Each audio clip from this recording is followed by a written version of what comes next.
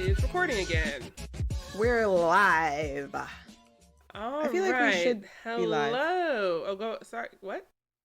I always say that What? we're live when we're not, but I want to mean it when I say it one time. You know, we should We could do a do live if we podcast. get enough listeners. Yeah. If we can get into the double-digit market, even maybe Yes. then we'll do a live episode. I mean, that's a good idea. But we're live to each other. So It's true. That's what we're doing. We are live. So. Yes. Hello, everyone. We're live and not live, and you are listening to thebombdcom. The podcast for those raised by the Disney Channel. I'm Bethany. And I'm Crystal. Woo! And today, of all days, oh God, is the day that we are girl recording a movie that I can confirm I had never seen this film. Me neither. I've never watched it. Yeah. I guess I saw maybe commercials back in the day because I was familiar with when you said Can of Worms last week, I was like, oh yeah, the alien puppets and shit. But I've never watched this movie. And I never will again. It's god awful. Oh, so initial thoughts. Yeah, speak on it. Yeah. This movie is terrible. The sequence of events didn't really come together for any kind of actual story. It was just all things were just happening. It was just all happenstance. And I'm like, I get it, wanting to leave Earth. You don't feel like you belong, blah, blah, blah. But this just, after he sends the message, basically, shit just, I was done. I was like, I need this movie to end now. Yeah, and sadly, I had 40 minutes to go. And it was painful. It was painful. I know. When I was kind of in it when it was okay, kind of fish out of water, trying to find his way. He befriends a popular girl, I'm like, oh, but from the beginning, it's like a movie where we start with a scene and then jump back 2 weeks and then we're leading up to that moment. So I'm like, okay, well, I know shit's about to go sideways. There's obviously that's going to happen, but and I was dreading it because I was kind of enjoying it up to that point. Yeah, exactly. And I'm like, okay, here we go. Yeah. Nerdy kid, the popular girl notices him after his little prank and okay, they're forming a friendship. Things are happening. And of course shit goes south. You have this crisis. But then after that, I'm like, okay, we gotta stop this. What happened? Wrap it up. It's almost like for the second half of the movie, they held a contest for middle schoolers. And it's like, if you could have a Disney Channel original movie, what would it be? What would you write? And they chose a middle school writer as the winner and just went with whatever they wrote. They chose a middle school writer. I'm saying, I can't believe a team of really adults sat down and wrote this and produced this and thought this is it. This is the movie. Let's make this into a movie. Let's pick this up. I really was I also obviously hated it. It's a terrible movie. And so bad. There's no point. I don't even think there's really even it's not even a morality film. I don't understand. There's nothing learned really. I know the main character does learn I do belong, but that's not really a lesson. Either. I don't know how he comes to that conclusion. Honestly. And then if I'm a kid watching this and I feel I don't belong. I know if I feel I don't belong, I'm not watching this movie oh wait, I do belong because reasons. Yeah. Mm-hmm. It didn't make me found feel this movie to be we're all humans. No. Right. Yeah. No, I definitely didn't feel bonded to my mankind because mankind wrote this movie and made me watch it. But I felt torture. I felt disgusted by this movie. It was so disturbing and unsettling. Yes. I hated this movie. I hated it. I am angry about it. Oh God, we might have found a contender to knock Susie Q. I think this might be it. Spoiler alert: we have. Yeah, we absolutely have, and it's painfully bad.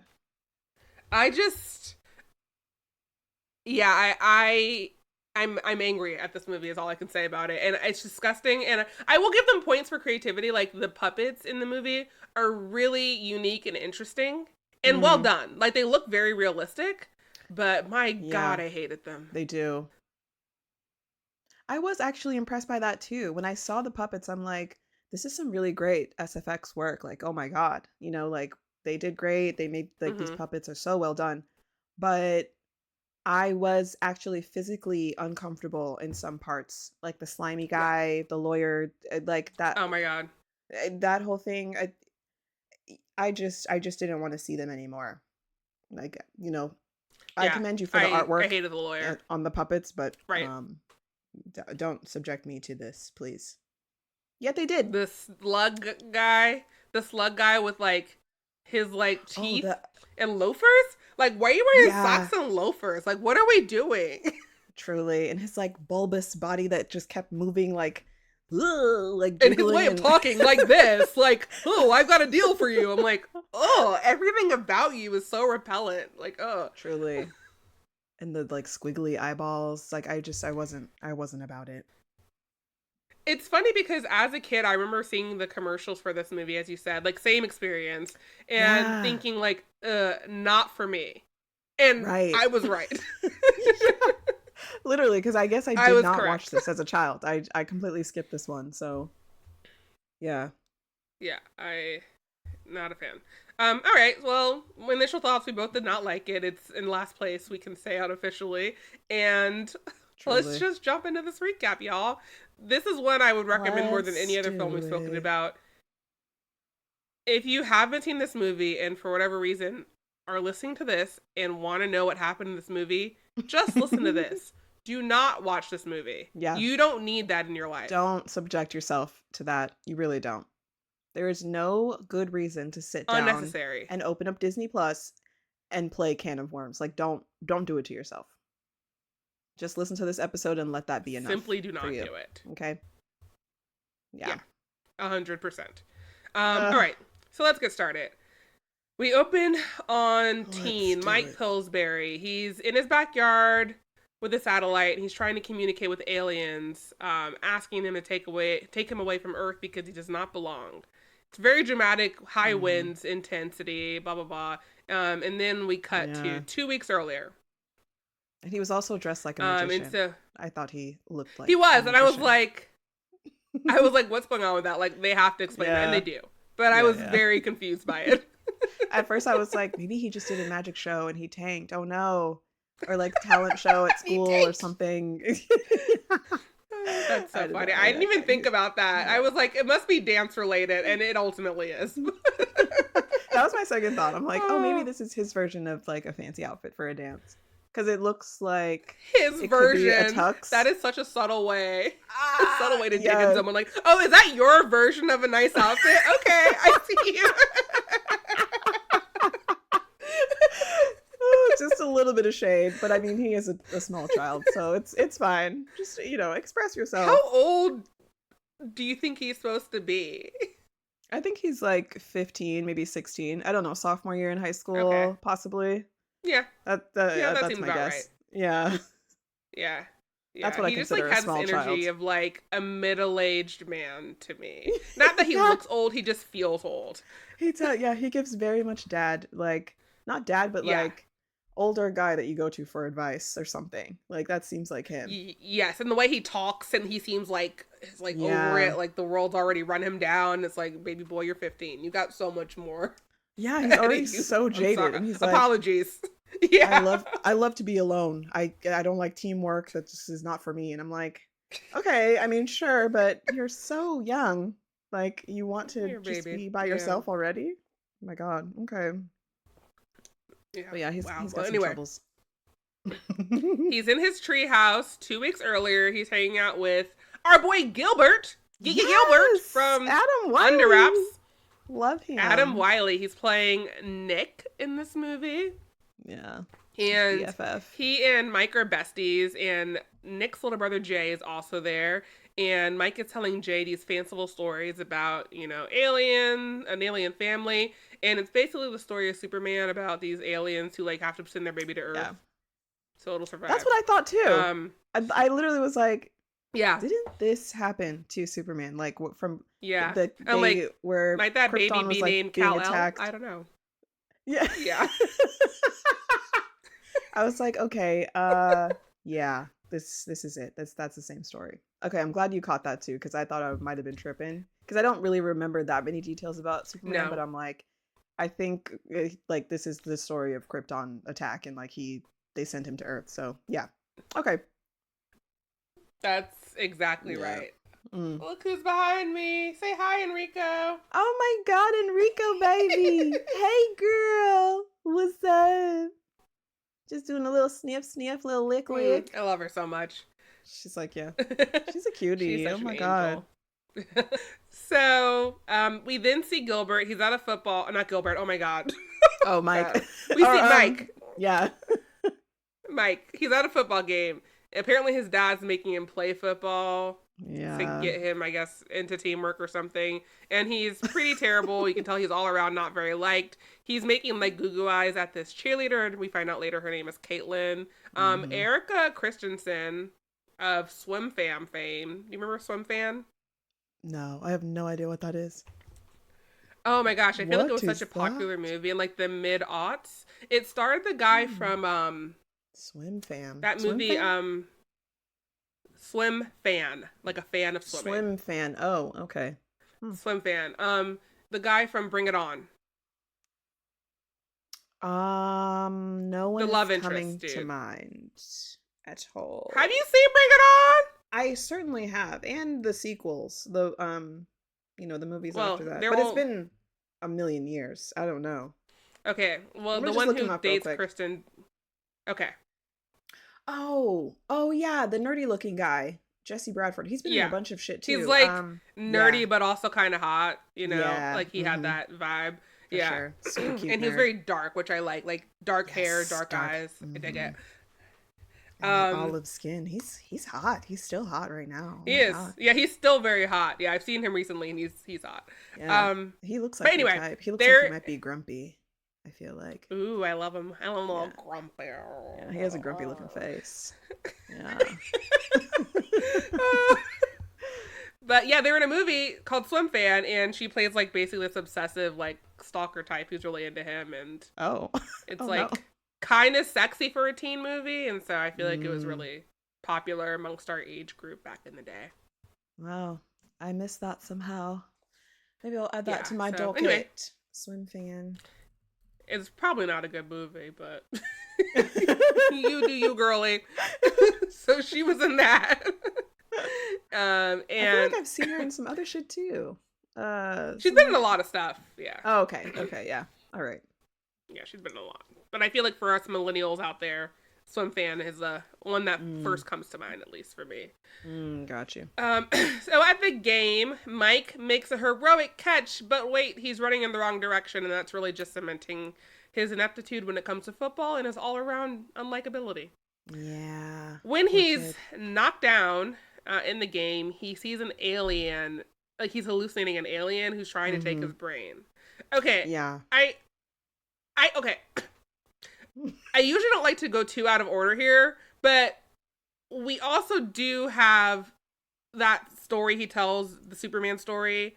Yeah. Later, we see that alien, and he and that alien are able to telepathically communicate. With that and this, there's never any explanation as to why.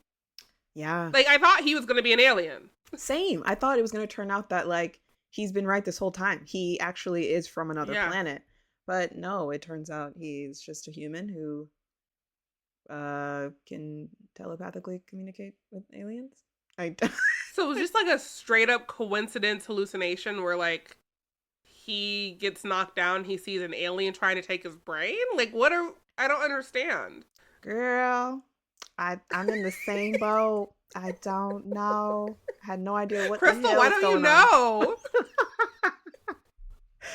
I was so perturbed and just I just didn't like this because I'm like, because it was setting me up to think that. It was setting me up like, okay, so the alien story he was telling the kid, that is him, and then now he's like getting more like communication from the aliens and they're coming to get him back or something, and then that was dashed. So it's like, I don't why?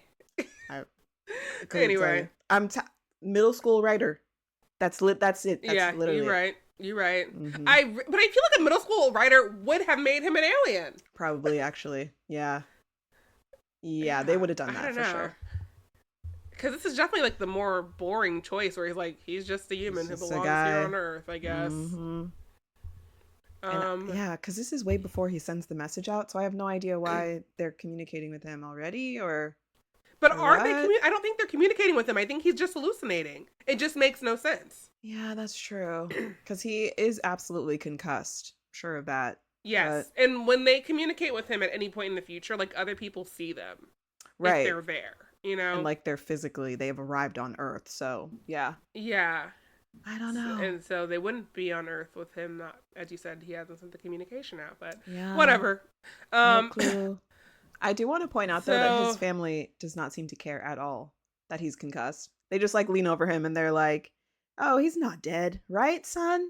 Okay, great. Like, we're proud of you. Yeah, you're doing good." And then they all just walk away.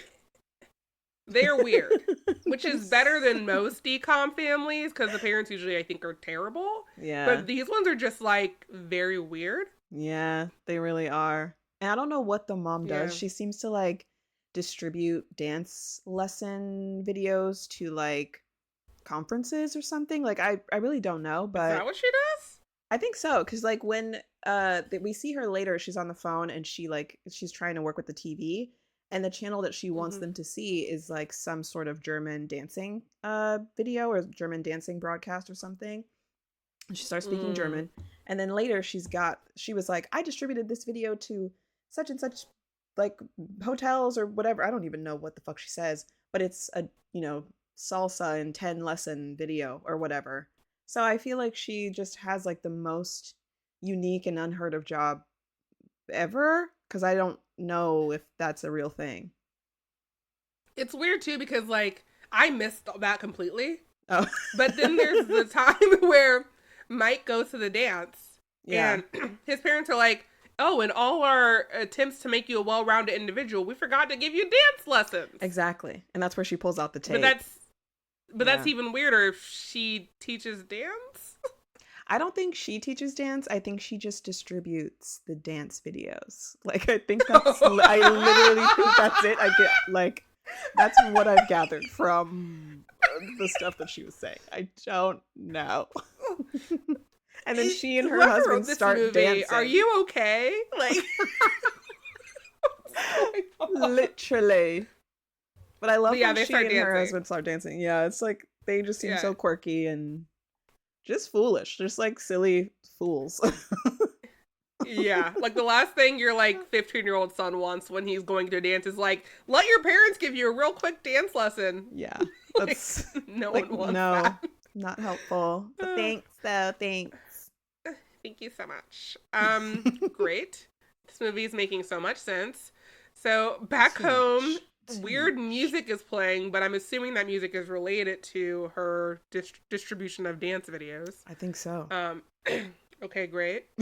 And Mike is talking to his sister about computers, and we realize he's definitely a computer whiz, and knows a lot about him. So, excuse me, I had to burp. Oh, burp it up, girl. We can cut that out in post. No, I'm gonna leave it in. Let the people hear the burp. Thank you for that. I appreciate you. The people need to know I'm gassy. Yes. Okay, so. Yes. I'm passionate about gas. Can you blame me? Oh, okay. I can, actually, but respect, I guess. That's all on me. I'm actually not passionate about gas, y'all. Okay, I'm just kidding. No, she said it. It's the truth. Oh, you must have loved the bomb, whatever his name is, the bomb Elliot. Jesus Lord, he was disgusting. That's beyond my level of gas. I hated every second of that scene. We'll get there. Yes.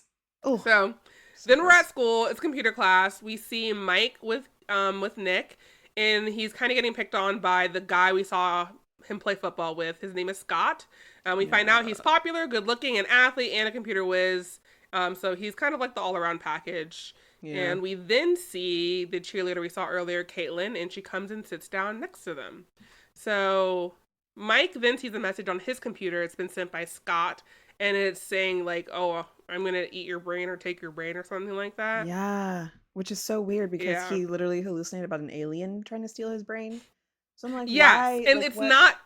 Is Scott an alien? That's what I thought Scott was actually in disguise as an alien. Yeah. You know, or as a popular high school teen, and he is actually stalking Mike to take his brain for whatever reason. But he's not. Obviously, yeah, that's not what happened. Would have been infinitely more interesting if that were the case, but no.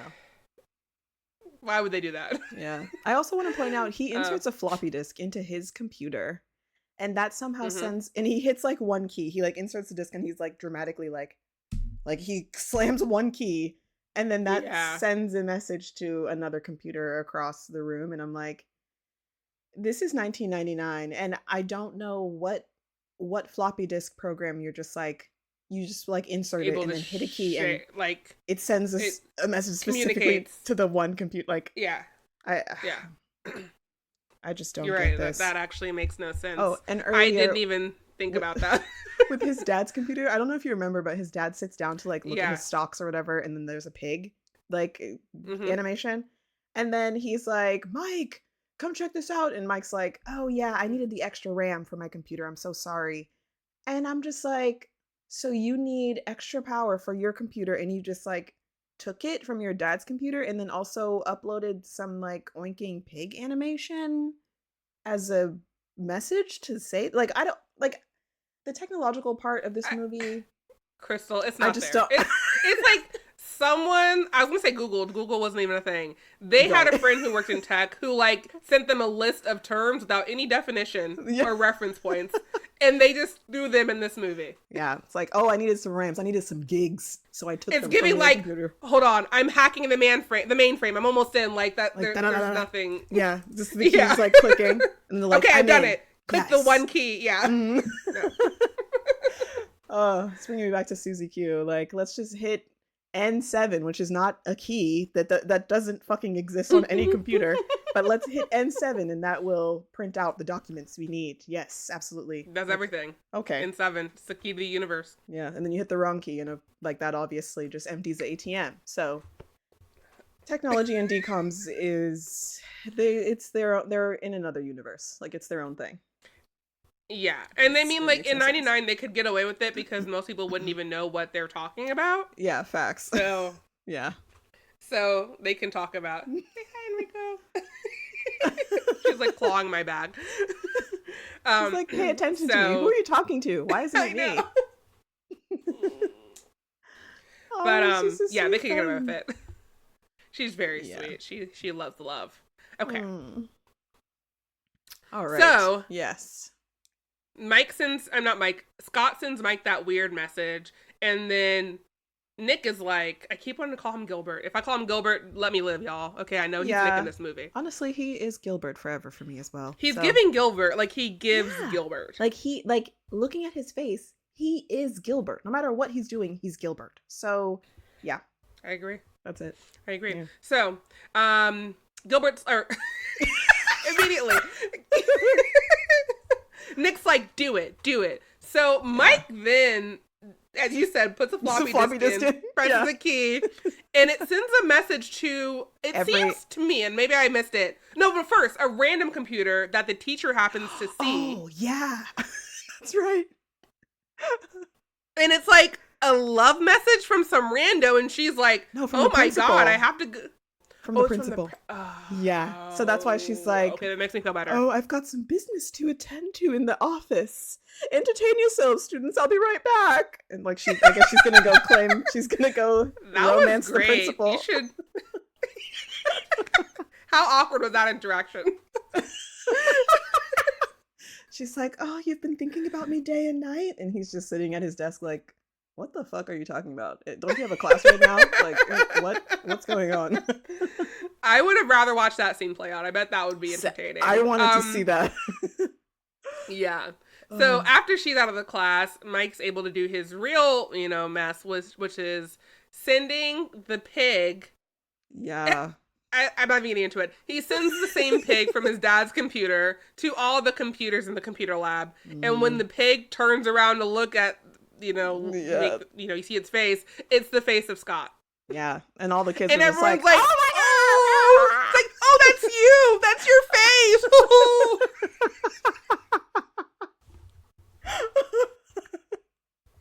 I would have been more One kid literally said that, like, that's your face! Literally. Like, yeah. Like, yes, it is. That's me. I don't know if, like, that... And it didn't seem embarrassing. I feel like if that had happened to me, I would have been like, oh my God, y'all, that's me! Yes, I'm on all your computer screens. And I'm screens. Mike, why are you so obsessed with me? Like, what is happening? But apparently it's like some embarrassing thing, and I'm like, this is not actually embarrassing. Like, this is flattering. Cool. I love it. I don't know, putting you on a pig might be a little rude. A little bit. But still, like, yeah, you're obsessed with me. Like, you think about me all the time. So, that happens, and Scott is angry. Back at home, Mike is hanging out with Nick and Jay, who I didn't know was Nick's brother until like way late in the movie, by the way. Same. But I thought it was just some kid who comes around. Yeah. Same. And I was like, why are they hanging out with this child? And then he gets taken. He's like, and then they're like, we need to call the cops. And then several minutes after he's taken, he's like, I can't believe my brother's gone. I'm like, what? Right. Same. I was like, oh, that's your brother. Oh, shit. The stakes are so high now. Goddamn. So, yeah, I had no clue. Okay. Oh, God, I'm exhausted already. Same. So, I hate this movie. They're back at the house. Yeah. Mike's hanging out with Nick and Jay, and his sister comes out saying, like, oh, Caitlin's here to talk to you. And he's like, oh, my God. So he goes in his room, and Caitlin's like, hey, I think that the computer program you did to bully Scott was really cool. You should help me decorate for the dance, which is, like, a strange... Yeah, weird connection, like, right? It's a strange line of thought. Yeah. I'm like, okay, computer whiz, help me decorate. I'm not going to tell you how I came to that conclusion, but I think you're the man for the job. And he's all like, yeah, I'm the man? I'm the man. I'm like, are you though? Like, do you want to take this on? Like, I don't think so, actually. But, you know. I just have never thought you're great at computers. Come decorate for me, right? Yeah. Like, I just... That's just not, I don't know where she got that connection. She does say like, oh, I don't have the budget and I do want to do something high tech, but they don't do anything high tech. Like, he just has a bunch of lights and then junk and random decoration and random thing in the middle that kind of... Yeah. The carousel full of shit. It's literally just dusty junk that they found. The junk carousel. Oh my God. That's literally it. And I'm like, is this the high tech shit you were hoping for? Because, like, girl, like, all right. And everyone was feeling it. Loved it. Yeah. Yeah. So. I'm like, damn, what is going on in this movie? Like, what's wrong with these kids? This must be a small ass town where a dusty fucking projector really like impresses everyone. Like, I don't know. Spinning on a carousel. Maybe in '99 that was really cool for a dance. I couldn't say. Yeah, that sounds sad. If you were in high school in '99, let us know if a dusty ass old projector spinning on a carousel in the middle of the dance floor would have been something you wanted to see at your high school dance. Let us know. I kind of am like, would that have been cool for me at a high school dance? A dusty ass junk carousel? Absolutely not. I would have looked at it and been like, what the fuck is that? I think maybe so. Maybe so. I mean, it worked for Mike. It worked for Mike and Caitlin in their high school. Oh my God. So they're spending a bunch of time together creating decorations with computers for the dance. And when they're working on it one day, Scott comes in and he's like, hey, a bunch of us are going out for food. Caitlin, you should come. But Caitlin chooses to stay with Mike, and that pisses Scott off, and it surprises Mike and makes him very happy. Yeah. He finally feels like someone thinks he belongs. He's a friend. Yeah. Even though he already Even though he has friend. Nick. Yeah. Yeah. I was going to say, he did have a friend, so I don't know. So Mike and Caitlin go off to get food. that's when Scott breaks in to sabotage his fancy computer decorations. Mm-hmm. Mm-hmm.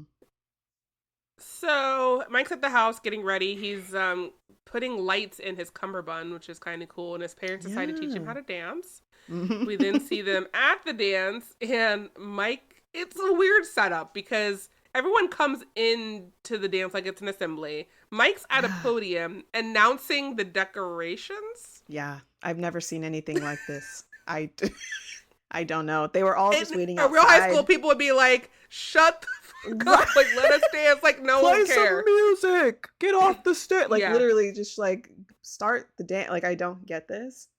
And it was weird that everyone was waiting outside the gym first. And then Mike arrives. And suddenly now we can all file in and then listen to him talk for, like, 5 minutes and then get started. And I'm like, no dance has ever... Yeah. This has never happened anywhere on Earth, so yeah.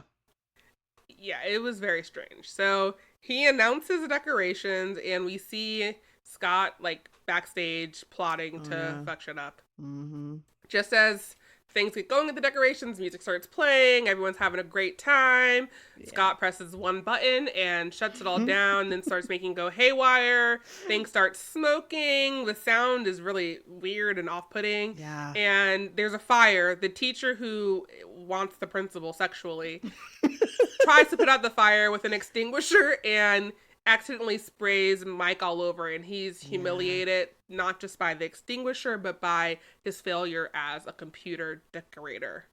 So a computer decorator. Oh my god, that's my new job title. I'm putting that on my LinkedIn. I have 8 years of experience in computer decorating. And when they ask me for an explanation, I'm not going to say anything. Just be like, use your imagination. Like, do you decorate computers? Do you, like, make computers look nice? Or...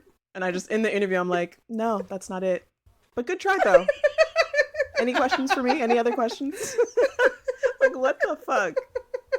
Oh, my God. Oh, I hope he put that on his resume. Computer decorator.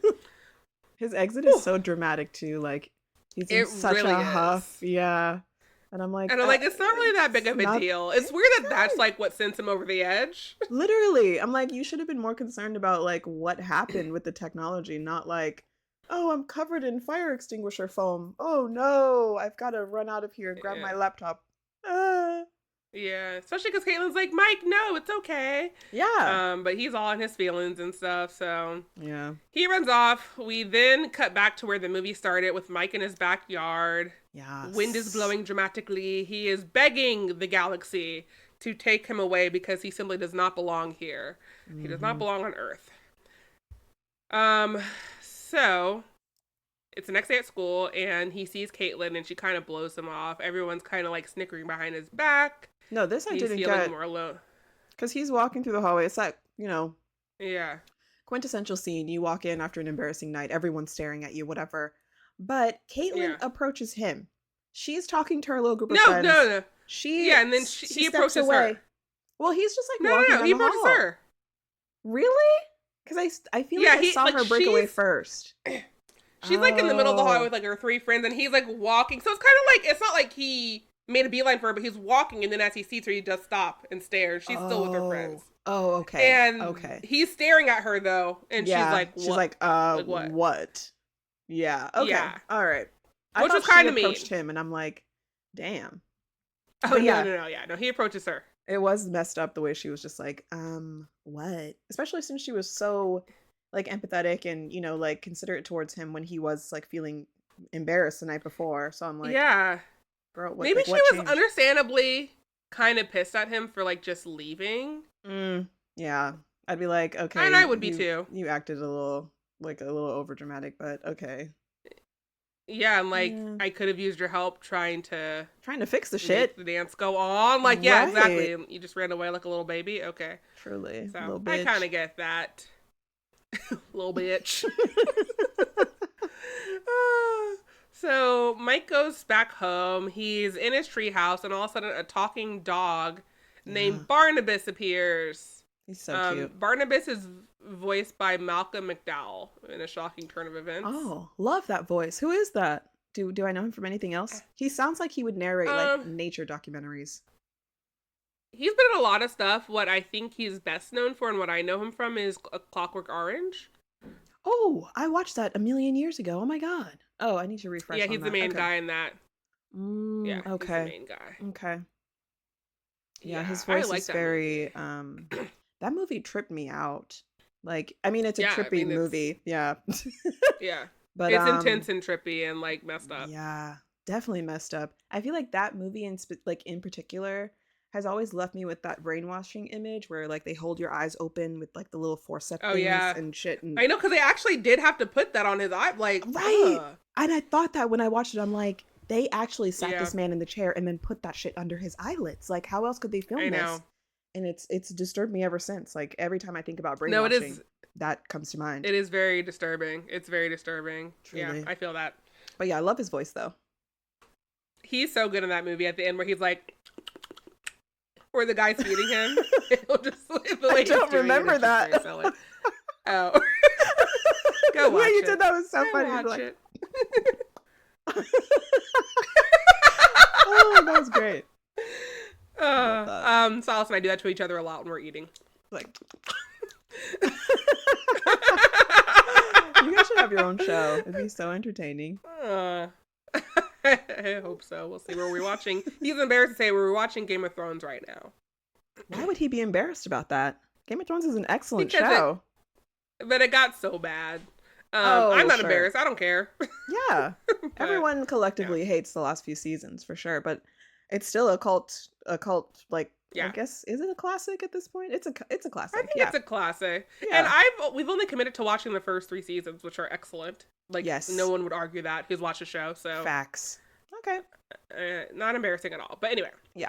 So Barnabas appears and he lets Mike know that by sitting out that communication, basically he's alerted the galaxy to the fact that like Earth has intelligence enough to like communicate with the galaxy, which means it's no longer protected under like an ordinance that I guess you have to be like too stupid to reach out to other. It's like some like primitive protection shit, and they're like, oh, you're too primitive to even interact with us, so let's just leave you alone.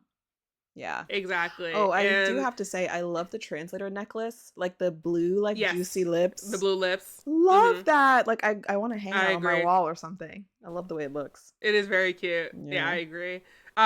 So Mike has opened what's called the Stargate, which is a door that allows creatures from other, planets and galaxies to come through. He tells Mike it's time for him to go off planet. We find out that Barnabas is basically like kind of. He helps refugees. It honestly, there's a lot of terminology thrown around in this movie, and it's hard to keep up with because this movie is so stupid, but the terms are so highfalutin, like unnecessarily so. Yeah. So, but he's like some kind of intergalactic good guy is just all we need to know. So, yeah.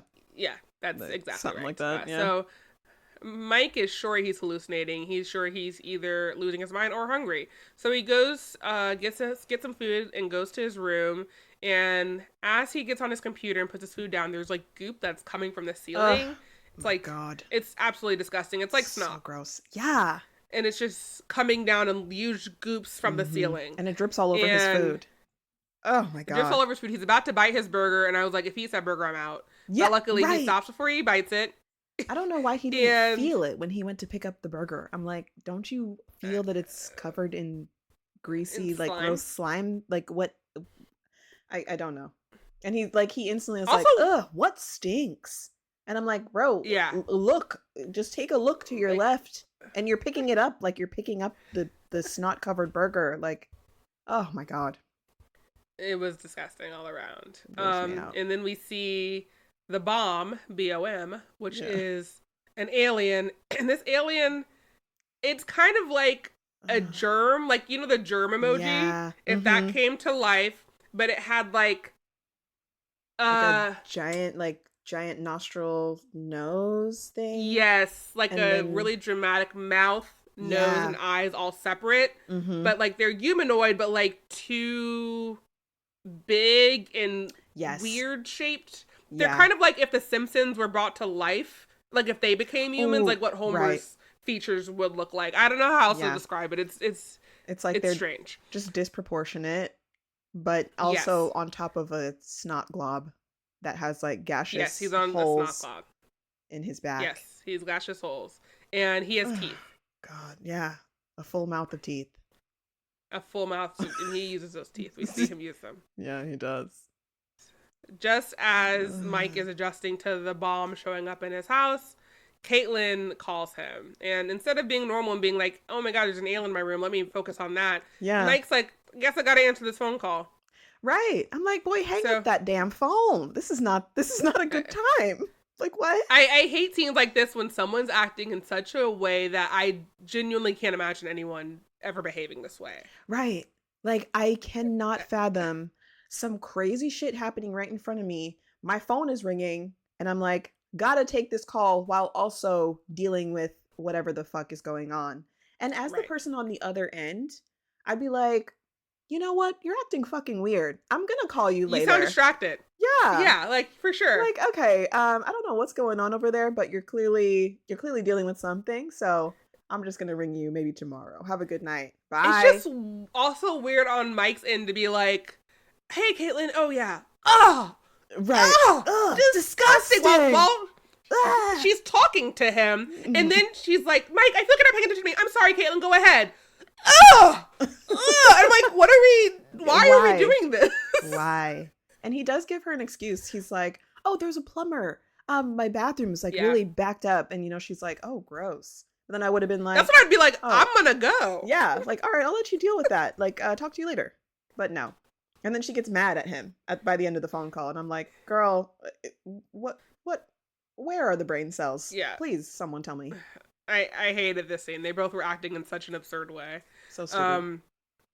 Yeah, very stupid, very annoying. Not funny, just bad. Yeah. This alien, while he's on the phone, the alien is eating Mike's food, which is why Mike is making these disgusted sounds, and the alien is like burp farting. He like fills with gas and just like releases gas, which you can see and I'm assuming smell. It's just like, as you said, a middle schooler came up with this concept and thought it was hilarious. They're like, okay, what do middle schoolers think is gross but also funny? Oh, an alien made of snot that barfs and farts and like burps at the same time. Yeah. Yeah. And then he makes popcorn.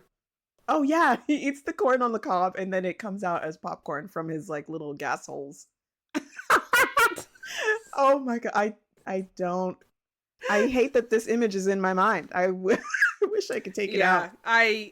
I could see myself having nightmares about these creatures. They were very unsettling. Like coming for me or something, or just like being in my dream and making me feel uncomfortable and unpleasant for some time. Like that's, I hate it. I hate them. I too hate it. So Caitlin is pissed. She's like, talk to you never. I was trying to apologize, but you can't even pay attention to me. Goodbye. Then the alien tells Mike, hey, I'm a lawyer, and I think you have a good case to sue Earth's government, since it sounds like you haven't been treated well here. Mike is like, no, I don't want to do that. And the bomb is pissed and is like, well, I'm going to sue you for wasting my time. Then he leaves. Back through his fucking drain pipe of slime. Yeah. He is litigious. So Nick comes over and Mike tries to tell him what happened, and Nick, for obvious reasons, doesn't believe him, and he thinks that Mike has finally had a psychotic break. Yeah. So I would think the same. Mike, honestly. Yeah. This is weird. So Mike then goes over to Caitlin's house. Yeah. And he's like lurking behind a tree or telephone pole while she's like saying goodbye to friends. Yeah. Very like weird. Never explained why he's doing that. Yeah. It's very Joe Goldberg. Yes, God. it's very Joe Goldberg. Yeah. Hey, you. I was watching you the other day. Okay, saying goodbye to your friends so lovingly, letting them in the car. You looked so wonderful in the sunlight. Ooh, that was my kill. That was him. I kind of want to be Joe for a day. Just be really weird. I'm going to talk to Silas about that. Honestly, same. I just want to have that mindset for like, actually, maybe not a day, but like a few hours. Because I feel like a day is too much time. Like I might do some weird shit, but just a few hours. I want to fixate on someone. Like voice notes. Yeah. And then listen to them back when I return back to myself. Yeah. Or just I'll like follow you, Crystal, and I'll just be like, hey, you, I noticed you walking around downtown Tampa today. That's so you. The way you opened that door to Sephora was just so sexy. Yes. I see you with your new friends, but they don't know you. Not like I do. Okay. So, God, so he's pulling a Joe Goldberg. Stalking Caitlin. Barnabas shows back up and is like, hey, Mike, we gotta go. And Mike seems like okay with it. He's like, yeah, let's go, I guess. Let's leave Earth. But let me just say goodbye to this one person who I hardly know. So facts. He goes to oh wait, sorry. Barnabas also then lets Mike know that basically he's opened up a can of worms by alerting the galaxy to Earth having the technology to communicate, which I mentioned. And so people or aliens are just gonna keep coming. So Mike says he'll go with him. He goes to say bye to Caitlin, and when he goes to Caitlin's, she's like, you were really rude to me on the phone. I was trying to apologize. I don't really want to know you anymore. And he says, please just give me one last chance. And she's like, okay, well, this is your final chance. Turns out that was a lie. So she heads downstairs, and as she's heading downstairs, we see Mike go up the staircase to her home, and behind him, we see these eyes. Eyes over, like, the bush. Following him. Ugh. Yeah, so we know some issue's about to go down. So this alien has like sparkle freezing powers. So he throws some sparkles at Mike, which makes him fall to the ground and he can't move except to talk. And then when Caitlin opens the door, he throws sparkles at Caitlin, which makes Caitlin freeze completely. Like she's not aware of what's happening. Yeah. So he takes Mike over to this like park area across the street, and he's kind of like a talent agent where he's like, I want to basically turn your life story into a weekly episodic television show. I feel like it can run forever. You're going to get a lot of money. Like, let's do this. And Mike's not interested. He's got like that, that marketing, like that salesman voice going on. It's like, this could be like a 6-season series, baby. I know exactly what to do to get you in merchandising and blah, blah, blah. And he's like got that bulbous body and he's just like excitedly moving back and forth. He's the creature we mentioned earlier that has like, he's like a slug with teeth and like very full lips and loafers and socks. Yeah. It's so, it's and he talks like this, like, we're going to get you on TV, buddy. It's very cheesy and off-putting. It's so weird. Yeah, I hated him. Yeah. So Mike's like, miss me with that, not about it. Right. The slug guy, I don't think we ever learned his name, do we? I don't think so. I didn't write it down, so I don't even know. Yeah, I don't think so.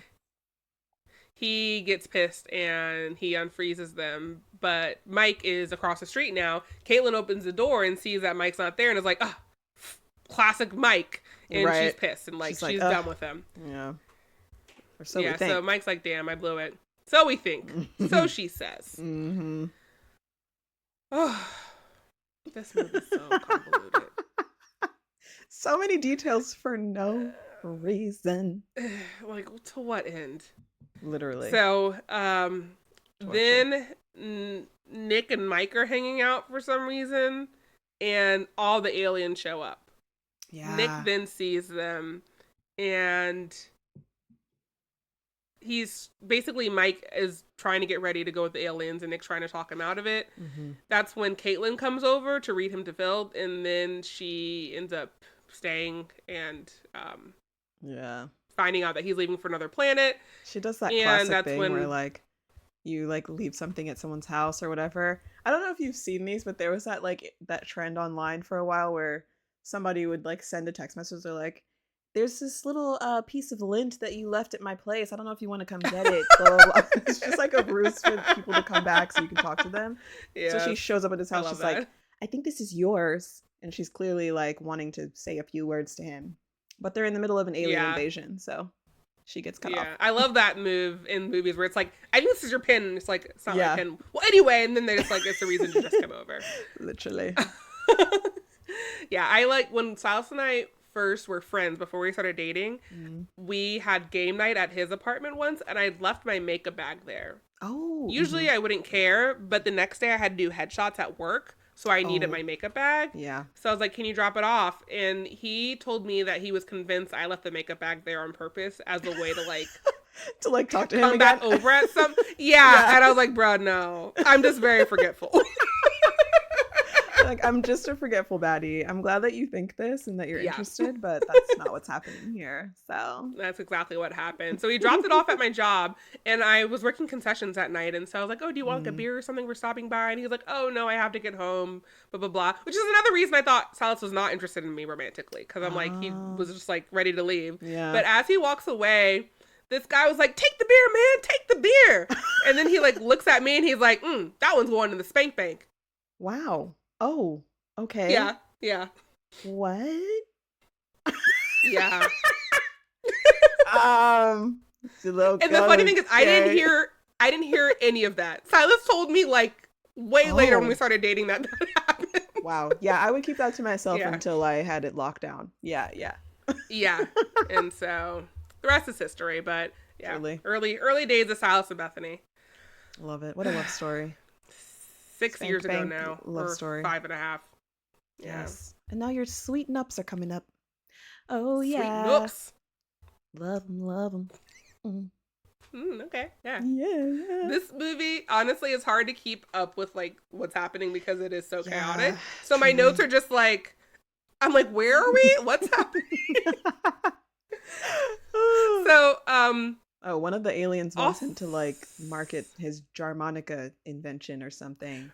Right. There's like a scene before Caitlin comes over where all the aliens are like trying to pitch their reasons to connect with him. One of them just wants to date him, like the one floating head alien girl. Yes, I know. And I was like, is she just horny for him? Like, right. Why? I think so. Y'all aren't compatible. My parents would love to hear about this. We'd have such a good time.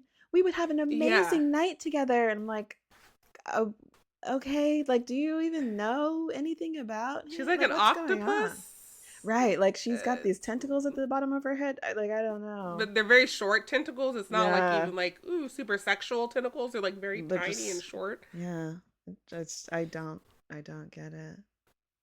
Yeah, hated that. Don't know what the fuck is going on. Let's get back to Caitlin, Nick, and Mike are all there. Mike's trying to, leave Earth, and that's such a weird just sentence. as that's about to happen, I know. Then the Thode comes. And we find out the Thode is super dangerous, and we find out that he keeps like an alien zoo, meaning what's alien to him. He keeps like a zoo, which would include humans. Just then, Jay, Nick's brother, also known as the dumbest boy alive, shows up and is like, "Hey, what's that light? That looks really cool!" And like walks directly towards the Thode. He does, yeah. And everyone's like, "No, don't!" And he's like, "It looks cool." He just like goes for it. And the Thode, of course, attacks him and gets him snatched up. Barnabas then this movie. Oh my god, I'm like talking about it is exhausting to me. Running back through it in my mind, I'm like, oh yeah, all this shit actually did happen, and I had to sit through this, and I'm like, and why? This decom is shorter than the average. It was, I think, only 80 minutes, so they packed it in. It felt 6 hours long, so. Oh, it was too long. Yeah. Too long. God. So, Barnabas then tells them that the Thode wants a perfect specimen for his collection, so he'll come back, which is kind of rude to Jay. Right. Just saying. He's like, Jay ain't shit. He's gonna come back for a better human, okay? Don't worry. He wants something better. Your little brother, he's a shitty specimen. Like, fuck that kid. And all y'all are shitty too. We need like the perfect specimen. Let's go find Scott. Let's go find that jock, y'all. So they go find Scott and convince him to be bait for them by daring him, essentially. Wait, the way that they get him, though, is so weird. Gilbert, dresses up in a costume, breaks into Scott's house, has a flashlight on him as he's sleeping in his bed, and then covers his mouth as if he's about to abduct him.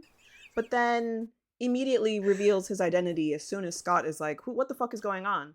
And I'm like, why did you It's almost like he's only mask? Dressed like an alien to trick the audience. Because he's got the gloves on too, like the alien fingers and shit. And I'm like, and that's what I know. Yeah. I'm like, why did you do this? Like, I don't get it. The disguise meant nothing. Yeah, You immediately took the mask off. So it was simply to trick trick the audience into thinking that the Thode is getting Scott. Scott, yeah.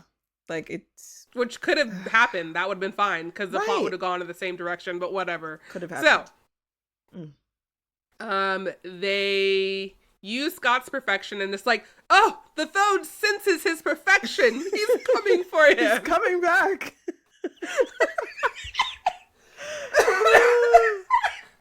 Oh my god, I have a note here. I think it's literally at this point. Oh my god. Yeah. I was like, this movie is so far off the fucking rails. I might actually prefer You Dirty Dog to this, which says a lot. I actually had that thought. I was like, I was gonna ask you after we went through the recap. I'm like, is You Dirty Dog a better film? I think so. I think so.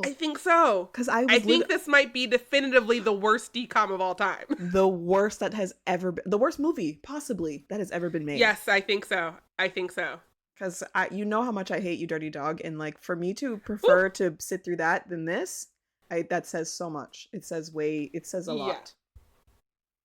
It speaks volumes, and I can't see myself ever watching this movie again. I would need to get paid quite a bit of money. Yeah. Oh yeah. At least a cool like 10,000.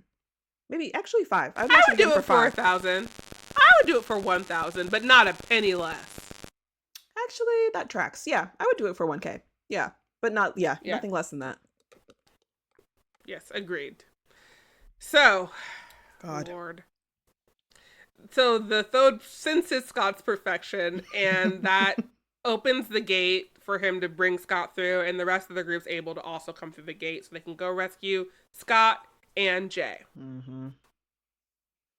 We then see our crew, Nick, Mike, Caitlin, and Barnabas, and they're like in this dark jungle. It's the zoo, but they're on the outside of it. And then we also see Jay and Scott in what looks like a replica of Mike's backyard with the treehouse and everything. Yeah.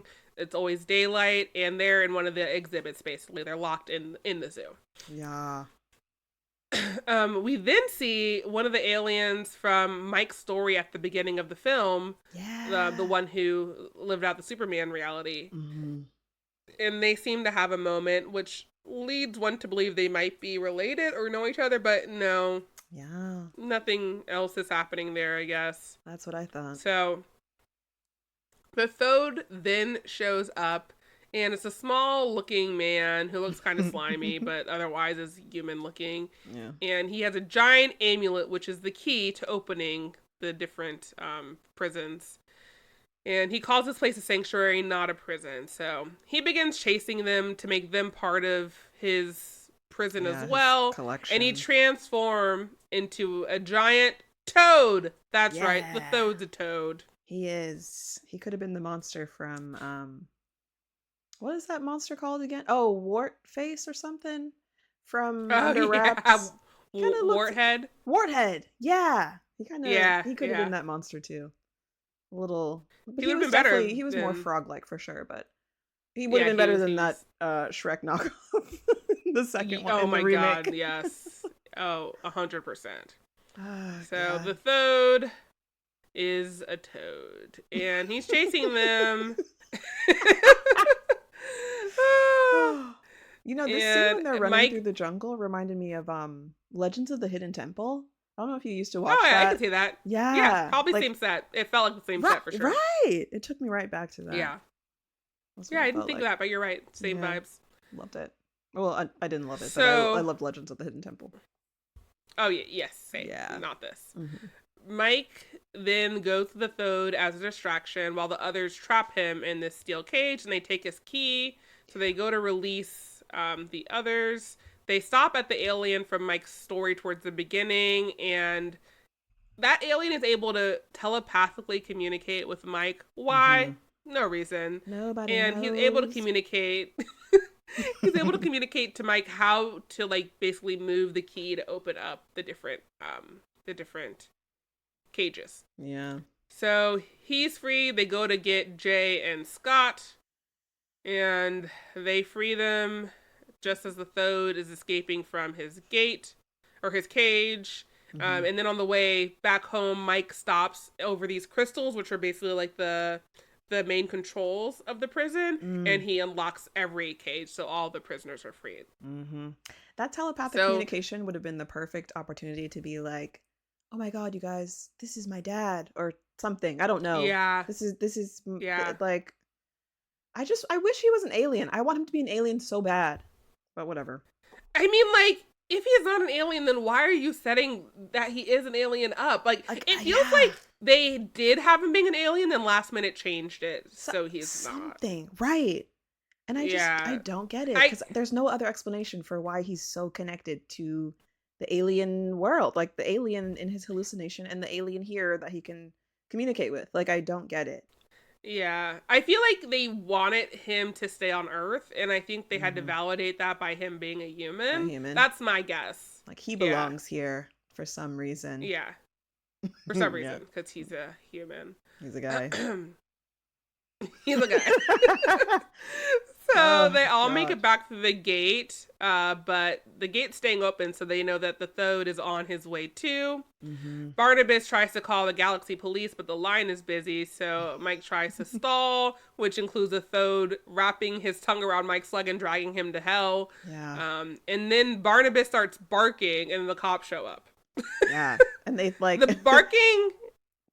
Is played like it's significant, but it doesn't. No, it doesn't play a role. That's what I thought.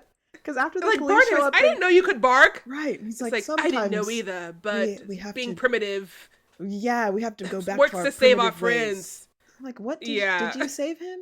Because I'm sure it was the police. Like, what are you talking about? I mean, you called the cops, so you did save him, but it wasn't the barking, baby. It wasn't the barking. Did nothing. But all right. No. Yeah. So then when the Thode's getting arrested, the other aliens show up, including the lawyer, the bomb. I enjoyed, he had a line where he's like, were they too rough? Were they not rough enough? It's like, yeah. What? Like, okay. Okay.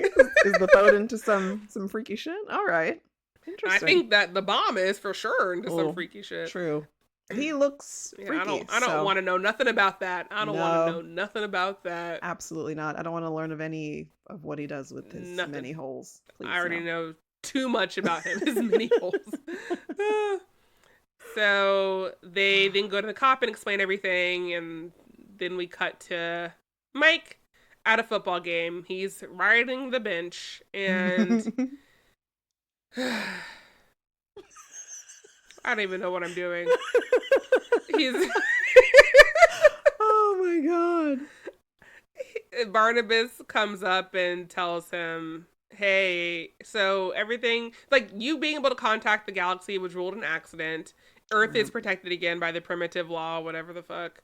The Thode is locked up for a good long time. And it's time for me to go. Yeah. You can come with me though if you want. And Mike says, no, I choose to stay because this is where I belong.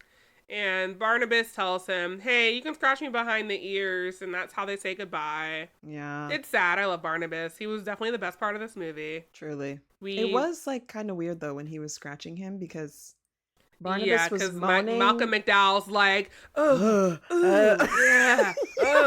yeah, no, it's not my favorite thing. Yeah, I have a note that's like, I'm glad dogs aren't able to audibly and humanly moan when we scratch them, because that would not be good for it'd be anyone. Off-putting for sure. Yeah, no one wants that. No. I wish that they like subbed it with dog sound, like right, sounds. Yeah, because we learned he can bark, so like make him do other dog shit. Like, I don't want to hear a human man make moaning. Him do other dog shit. So then we see Mike and Scott have a moment on the football field, and Scott's like, Mike, why do you stay on the team? Mike says, believe it or not, Scott, this is where I belong. Just then, Caitlin and the cheerleaders do a special little cheer specifically for Mike, and we know as an audience, he's going to be just fine.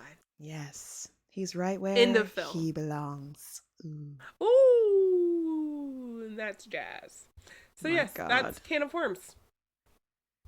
The worst movie ever made. Hands down. You know what it has? An audience score on Rotten Tomatoes. There's not a critic score, but the audience score. Oh my god, what is it? It's got to be 1%. 40%. That is shocking. What? Yeah, I know. That sounds like a fluke. I don't know. I don't understand it. I simply don't understand it. That makes no sense. None whatsoever.